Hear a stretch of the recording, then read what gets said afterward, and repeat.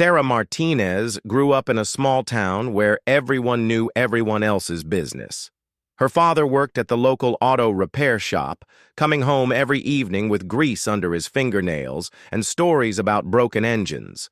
Her mother cleaned houses for wealthy families on the other side of town, always making sure Sarah had clean clothes and hot meals, even when money was tight. From the time Sarah could walk, she was different. While other little girls played with dolls and dressed up in pretty clothes, Sarah was outside climbing trees and wrestling with the neighborhood boys. She had scraped knees and dirt under her fingernails more often than not. Her mother would shake her head and tell her to act more like a lady. But Sarah couldn't help herself. She felt most alive when she was moving, fighting, and pushing her limits. In elementary school, the other kids started calling her names. They said she was too rough, too loud, too much like a boy. The girls wouldn't invite her to birthday parties because she always wanted to play football instead of having tea parties. The boys said she was weird for a girl and that she should go play with the other girls. Sarah found herself caught in the middle, not quite fitting in anywhere. Middle school was even worse. The bullying got more serious as the kids got older and meaner. A group of popular girls led by Jessica Thompson made Sarah's life miserable. They would whisper about her when she walked by, laugh at her clothes, and spread rumors about her family being poor. The worst part was what they called her, Princess.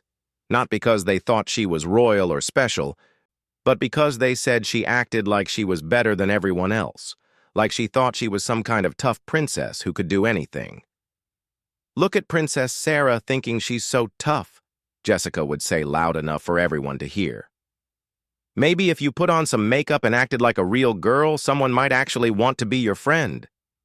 The name stuck. Soon, even kids who weren't part of Jessica's group were calling her Princess. Teachers heard it and thought it was just a nickname. They had no idea how much it hurt Sarah every time someone said it. She would go home and cry in her room, wondering why she couldn't just be normal like everyone else. High school brought new challenges. Sarah shot up to 5 feet 8 inches and was stronger than most of the boys in her class. She tried out for every sports team the school had. Basketball, soccer, track and field, softball, she excelled at all of them. But even her athletic success couldn't stop the mockery. The football team was the worst. During lunch, they would sit at their table in the cafeteria and make jokes about her. The quarterback, Brad Wilson, was the ringleader.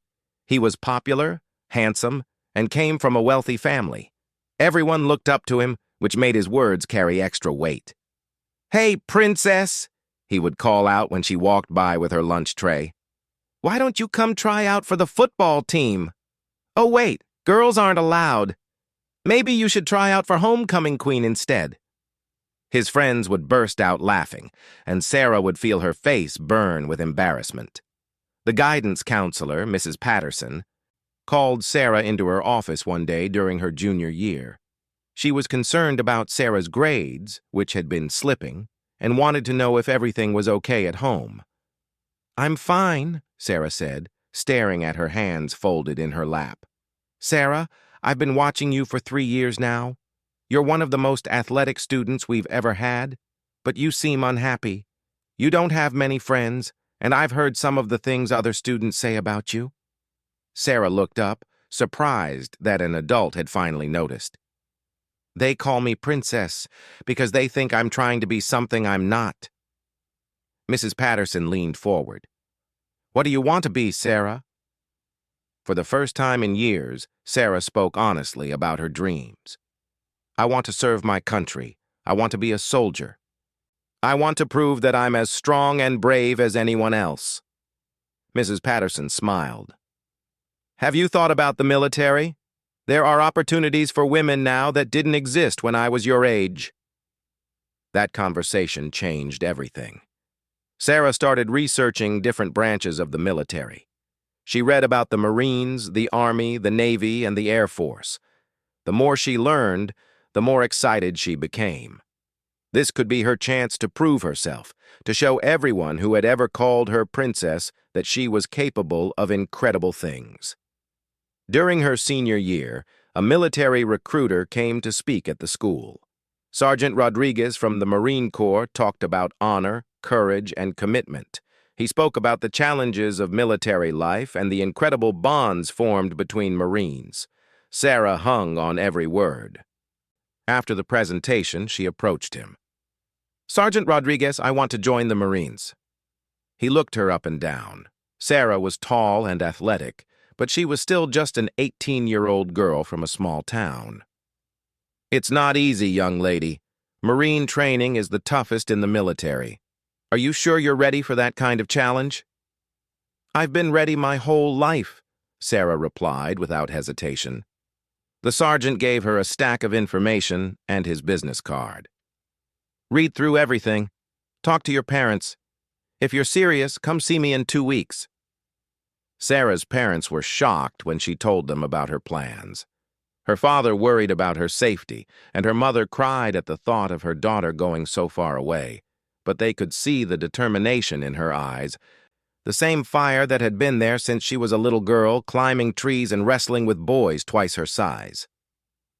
The day Sarah announced she was joining the Marines, the reaction at school was exactly what she expected.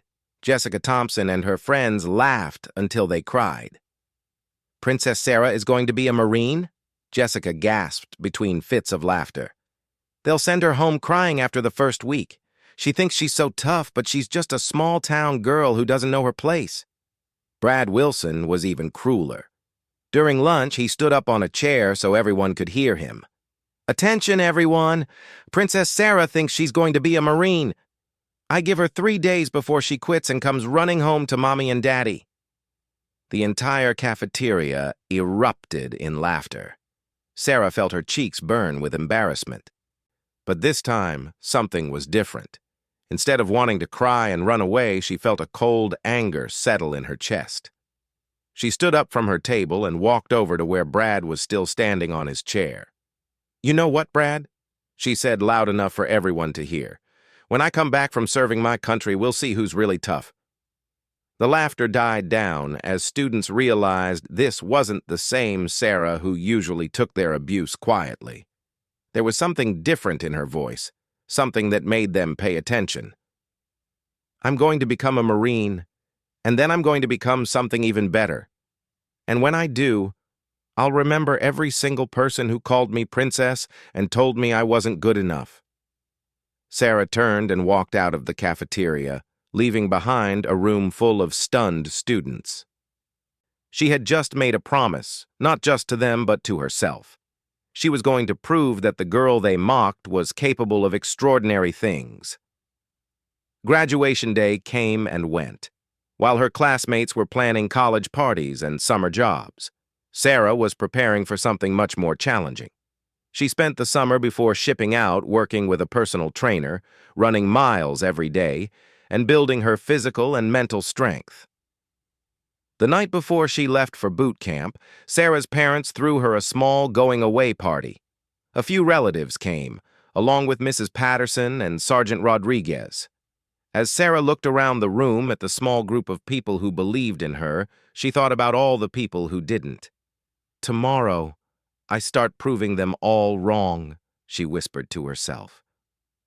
Her mother overheard and put an arm around her shoulder. "Mija, you don't need to prove anything to anyone except yourself." But Sarah knew better. She had been carrying the weight of every insult, every laugh, every time someone had called her princess and made her feel like she didn't belong. Tomorrow, she would begin the journey to transform all that pain into strength. The bus ride to Marine Corps Recruit Depot was 13 hours long. Sarah stared out the window at the passing landscape, thinking about the girl she was leaving behind and wondering about the woman she would become. She thought about Jessica Thompson and Brad Wilson and all the others who had made her feel small. By the time the bus pulled through the gates of the recruit depot, Sarah had made a decision. She wasn't going to just survive Marine training, she was going to excel at it. She was going to become everything they said she couldn't be, and then some. As she stepped off the bus and heard the first drill instructor screaming at the new recruits, Sarah smiled. Let them call her princess now. She was about to become something much more powerful than royalty. She was going to become a United States Marine. The girl who had been mocked and ridiculed for being different was about to discover that being different was exactly what would make her extraordinary. The journey from princess to warrior was just beginning, and Sara Martinez was ready for every challenge that lay ahead. The first thing that hit Sara when she stepped off the bus was the heat. Parris Island, South Carolina, was like a furnace in July, with humidity so thick it felt like breathing through a wet towel. The second thing that hit her was the voice of Drill Instructor Staff Sergeant Williams, who was screaming at the top of his lungs at every recruit who stumbled off the bus. "Move, move, move! You're not at summer camp, ladies. This is the United States Marine Corps, and you just signed up for the hardest 13 weeks of your miserable lives." Sara had read about Marine boot camp, watched videos online, and thought she was prepared. She was wrong. Nothing could have prepared her for the complete shock of having her entire world turned upside down in a matter of minutes. The first week was called Forming Week, but there was nothing gentle about it. The drill instructors seemed to take special pleasure in breaking down anything that resembled confidence or comfort. They screamed at everyone, but Sara noticed they seemed to pay extra attention to her. "Martinez!" Staff Sergeant Williams barked during the first morning formation. "You think because you played sports in high school that makes you tough? This isn't your little small-town game anymore. Here, you're nothing but a weak recruit who needs to prove she belongs." Sara stood at attention, staring straight ahead as she had been taught. Inside, she was burning with anger, but she kept her mouth shut. She had expected this kind of treatment, but that didn't make it any easier to take. Her bunkmate was a girl named Lisa Chen from California. Lisa had grown up in a military family and seemed to adjust to the chaos more easily than the other recruits. On the third night, as they lay in their narrow bunks after lights out, Lisa whispered to Sara, "Don't take it personally. Williams is harder on you because he can see you have potential. The ones he ignores are the ones he's already written off." Sara wasn't sure if that was true, but it gave her something to hold on to during the brutal days that followed. Physical training was intense beyond anything Sara had imagined. She thought she was in good shape from playing sports, but Marine PT was designed to break people down completely before building them back up. They ran 3 miles before breakfast, did hundreds of push-ups and sit-ups, and spent hours doing combat conditioning exercises that left everyone gasping for breath.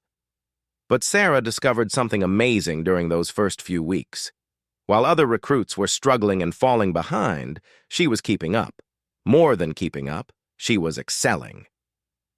Her years of being mocked for being too aggressive and too competitive had actually prepared her for this environment where aggression and competitiveness were valued.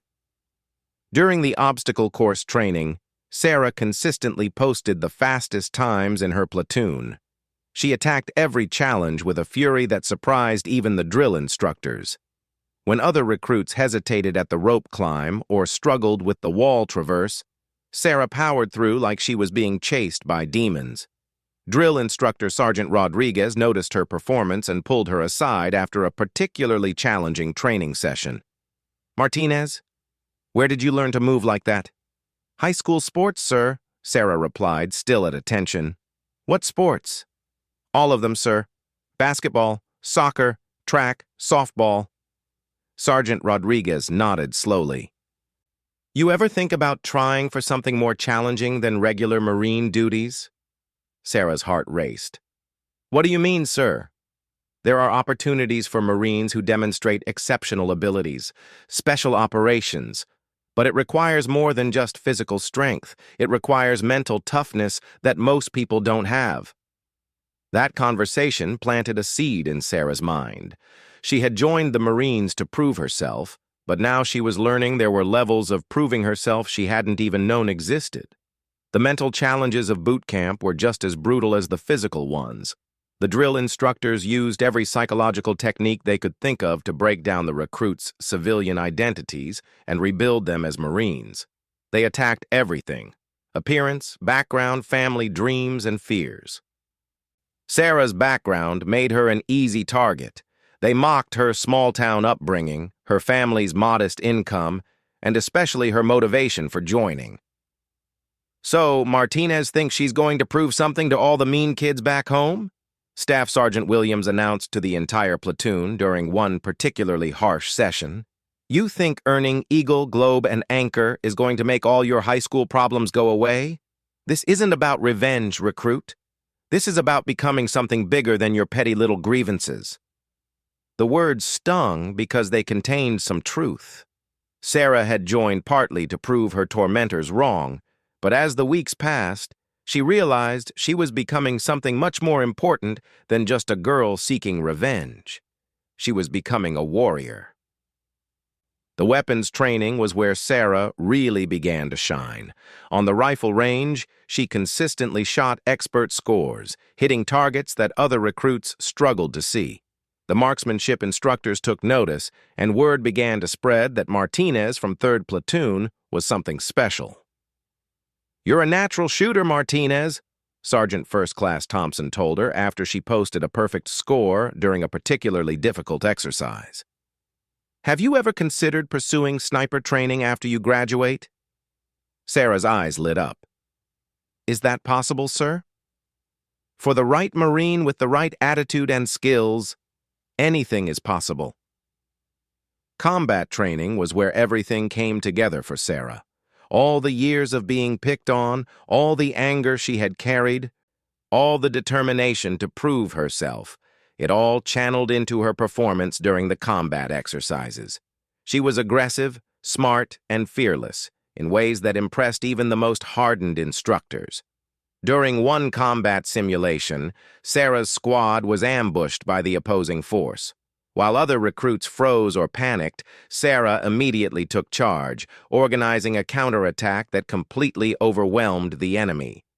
Her tactical thinking and leadership under pressure caught the attention of several senior instructors who were observing the exercise. "Where did you learn tactics like that, Martinez?" the exercise controller asked afterward. "I didn't learn them anywhere, sir. It just made sense." That kind of natural tactical instinct was rare, and word began to spread up the chain of command about the exceptional recruit in 3rd Platoon. As the weeks passed, Sarah's confidence grew. She wasn't the scared, small-town girl who had been mocked by her classmates anymore. She was becoming a United States Marine, and she could feel the strength building in both her body and her mind. The crucible came during the final weeks of training. This was the ultimate test, a 54-hour field exercise designed to push recruits to their absolute limits. They would hike for miles carrying heavy packs, complete combat scenarios with minimal food and sleep, and prove they had what it took to earn the title of Marine. Sarah approached the crucible with a calm confidence that surprised even her. As her platoon began the first long march, she thought about all the people back home who had said she would never make it. Jessica Thompson, Brad Wilson, and all the others who had called her princess and told her she wasn't good enough. They had no idea what they had created with their mockery and cruelty. Every insult had been fuel for the fire that was now burning inside her. Every time they had called her princess, they had unknowingly been forging the warrior she was becoming. During the most challenging part of the crucible, when her platoon was exhausted and some recruits were talking about quitting, Sarah found herself naturally taking on a leadership role. She encouraged the struggling recruits, helped carry extra gear for those who were falling behind, and kept everyone focused on the mission. "Come on, Marines!" she called out during a particularly brutal night march. "We've come too far to quit now. We're going to finish this together." Her drill instructors watched from a distance as she rallied the platoon and led them through the final challenges. This was the kind of leadership they looked for in their Marines, and Sarah was demonstrating it naturally. When the crucible finally ended and Sarah stood in formation, waiting to receive her Eagle, Globe, and Anchor, she felt a transformation that went beyond anything she had expected. She wasn't just graduating from boot camp. She was completing the first phase of becoming something extraordinary. Drill instructor Staff Sergeant Williams approached her after the graduation ceremony. "Martinez, you've shown exceptional potential during your time here. I'm recommending you for advanced training opportunities. Are you interested in pushing yourself even further?" Sarah didn't hesitate. "Yes, sir. What kind of opportunities?" "Special Operations Selection. It's the hardest training the military has to offer, and most people who attempt it don't make it. But you have the kind of mental and physical toughness that might just get you through." As Sarah left Parris Island as a newly minted Marine, she carried with her not just the pride of completing one of the military's toughest training programs, but the knowledge that this was just the beginning. The girl who had been called Princess was gone forever, replaced by a warrior who was hungry for the next challenge. The Marines had taken her small-town anger and transformed it into something powerful and focused. Now she was ready to take that power and push it even further. Special operations training would be the ultimate test, and Sarah Martinez was ready to prove that she belonged among the military's elite warriors. The mockery and cruel laughter from high school seemed like they had happened to a different person in a different lifetime. Sarah was no longer running from the name Princess. She was running toward something much more meaningful. She was becoming the kind of warrior that legends were made of. 3 years after leaving her small hometown as a mocked teenager, Sarah Martinez returned as Staff Sergeant Martinez, United States Navy SEAL. The transformation was so complete that people who had known her before barely recognized the woman who stepped off the plane at the regional airport. She was leaner and more muscular than when she left, with a confidence that radiated from every step. Her eyes held a sharpness that came from seeing and doing things most people couldn't imagine. She wore her dress blue uniform with ribbons that told the story of an extraordinary military career compressed into just 3 years. Sarah had not only completed Marine Corps training, she had excelled so far beyond expectations that she was selected for Joint Special Operations training with the Navy SEALs.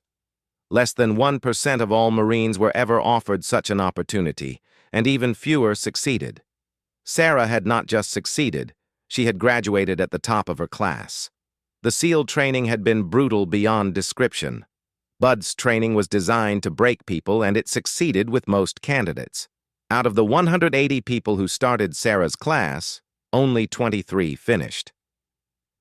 Sarah was not only one of the finishers, she was the honor graduate, recognized as the top performer in the most demanding military training program in the world.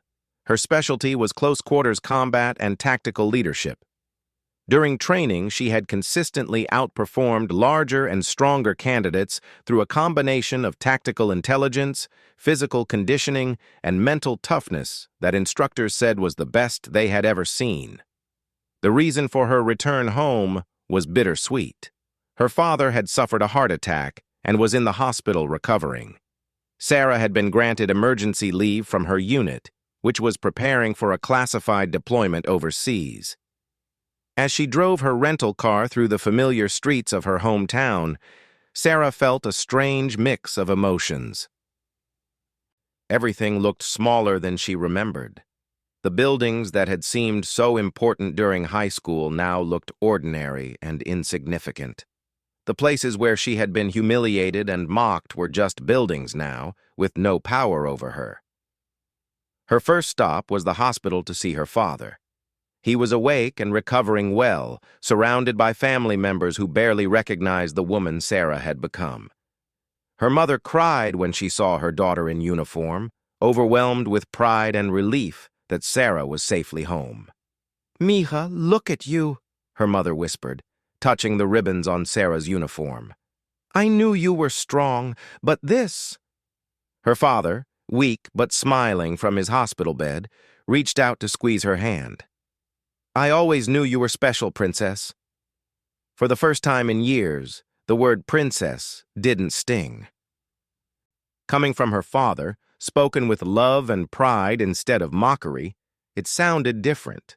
It sounded like what it was supposed to mean, someone special, someone worthy of respect. Word spread quickly through the small town that Sarah Martinez was back, and she was in the military. But the details of exactly what she had accomplished were not widely known. People knew she was a Marine, but they didn't understand what it meant that she had become a Navy SEAL. On her second day home, Sarah stopped at the local diner for breakfast. She was wearing civilian clothes, jeans, a simple t-shirt, and a baseball cap, trying to keep a low profile while her father recovered. She just wanted a quiet meal and some time to think. That's when she heard the familiar voice from across the restaurant. Well, well, well. Look who's back! Sarah turned to see Brad Wilson sitting in a booth with several other men she recognized from high school.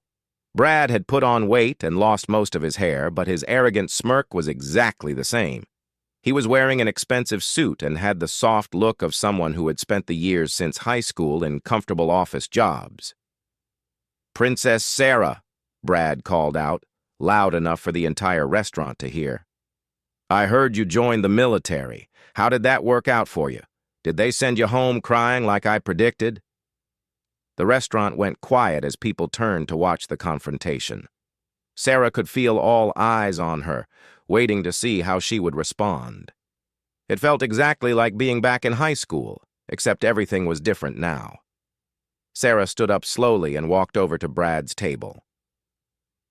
The men with him were former football players who had been part of his crew in high school. They were all bigger than Sarah, and they clearly expected her to back down just like the old days. "Hello, Brad," Sarah said calmly. "It's been a while." "Yeah, it has. So tell me, did the military teach you how to act like a real woman, or are you still pretending to be tough?" His friends laughed, but there was something uncertain in their laughter. There was something about Sarah's presence that felt different, dangerous even.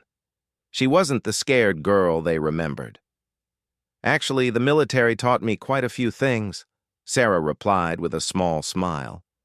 "For instance, it taught me how to handle situations where people don't know when to shut their mouths." Brad's face darkened. He wasn't used to being talked back to, especially not by Sarah Martinez. "Is that a threat, Princess?" "No, Brad. It's just an observation." One of Brad's friends, Mike Stevens, decided to join in. "Come on, Sarah. You can't seriously think a few months in the military changed anything. You're still the same weird girl who didn't fit in anywhere." Sarah's smile widened. "Mike, you're absolutely right about one thing. I am definitely not the same person I was in high school." Another voice joined the conversation from across the restaurant. "She's a Navy SEAL, you idiots." Everyone turned to see Sergeant Rodriguez, her old Marine recruiter, sitting at the counter with his morning coffee. He had recognized Sarah the moment she walked in and had been quietly watching the confrontation unfold. The silence in the restaurant was deafening. Brad and his friends stared at Sarah with confusion and growing unease. "What's a Navy SEAL?" Brad asked, his bravado faltering. Sergeant Rodriguez stood up and walked over to the table. "A Navy SEAL, son, is one of the most elite warriors in the United States military. They're the people we call when the impossible needs to be done. Less than 1% of 1% of people who try to become SEALs actually make it through the training." He gestured towards Sarah with obvious pride. "Staff Sergeant Martinez here didn't just make it through SEAL training. She graduated at the top of her class. She's qualified in advanced combat, counterterrorism, and classified operations that you don't have clearance to hear about." The blood had drained from Brad's face. The other men at the table were staring at Sarah like they were seeing her for the first time. "In simple terms," Sergeant Rodriguez continued, "she's trained to neutralize threats that would make your worst nightmares look like children's cartoons." Sarah looked at Brad and his friends with calm, measured eyes. "You asked if the military taught me to be tough, Brad. The answer is no. I was already tough. That's why they selected me for special operations. What the military taught me was control." She paused, letting that sink in. It taught me how to stay calm in situations where other people would panic. It taught me how to assess threats and respond appropriately. It taught me the difference between someone who is actually dangerous and someone who just talks a lot. Mike Stevens, who had always been the most aggressive of Brad's friends, tried to salvage some of their wounded pride. "So what? You think you could take all of us?" The question hung in the air like a challenge.